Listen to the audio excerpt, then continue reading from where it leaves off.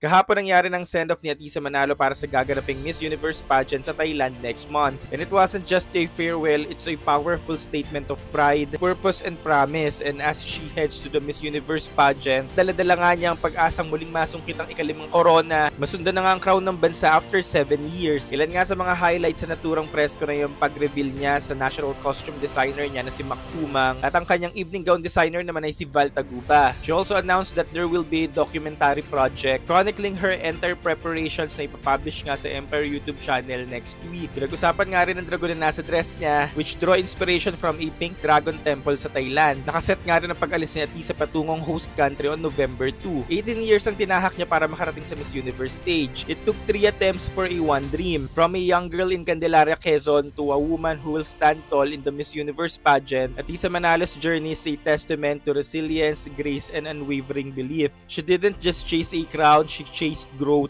purpose, and the power to inspire. It wasn't easy, the road was so long, the setbacks are real, pero bawat attempt niya nga noon nag-carve ng strength na nag-add nga each year ng depth sa kanyang backstory. And now this is more than just a pageant, this is her destiny unfolding. Kaya naman sa darating na November, samahan natin siya, maki-hashtag na tayo, Atisa for you. Atisa Manalo, Philippines!